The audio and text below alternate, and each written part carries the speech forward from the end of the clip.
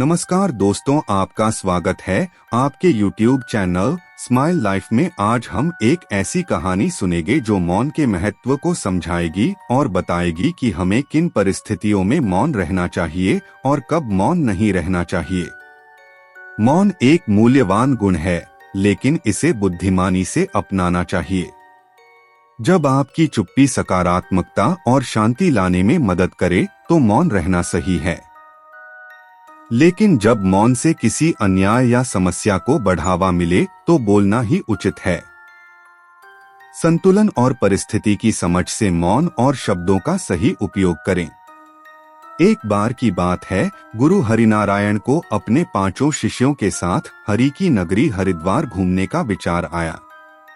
तो गुरु हरिनारायण अपने शिष्यों के साथ अपने निवास स्थान देवीपुरा से पैदल ही निकल पड़े।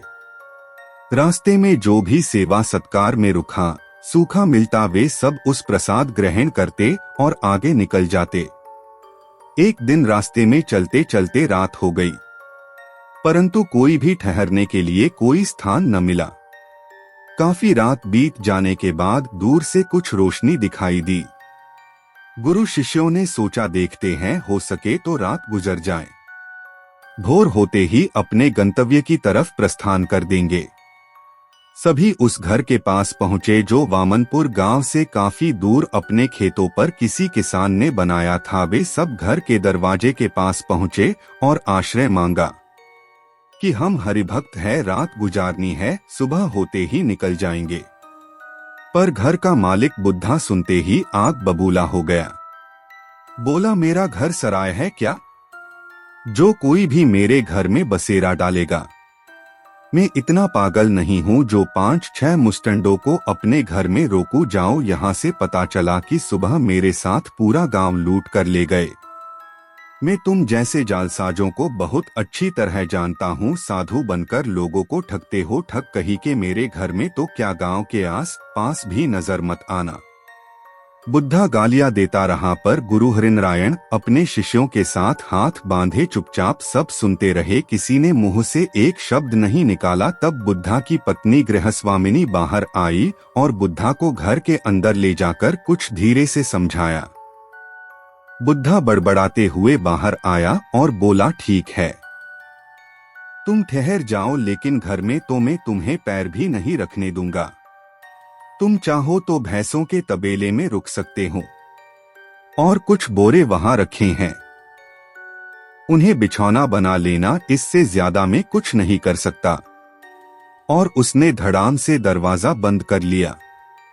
बुद्धा की पत्नी को साधुओं पर दया आई और सोचने लगी कि पता नहीं इन सब ने कुछ खाया भी है या नहीं। साधु महात्मा है, कभी भोजन मिलता है, कभी नहीं। ऐसा सोचकर वह बुद्धा के सोने का इंतजार करने लगी।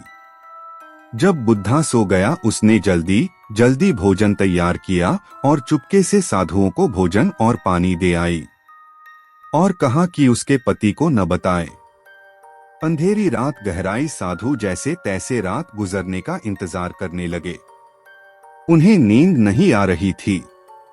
तभी वे कुछ पैरों की आहट सुनते हैं। गुरु हरिनारायण सबको सावधान रहने का इशारा करते हैं। देखते हैं, चोरों का पूरा गिरोह गांव को घेर रहा है। गुरु हरिनारायण कहते हैं, यदि हमारे रहते हुए गांव में किसी भी प्रकार की हानि हुई तो ये हमारे साधु धर्म का अपमान है। गुरु हरिनारायण ने चोरों को ललकारा, आप यहीं से वापस लौट जाएं। हमारे रहते हुए आप यहाँ से एक सुई भी नहीं ले जा सकते। और गुरु हरिनारायण चोरों पर लाठी लेकर टूट पड़े।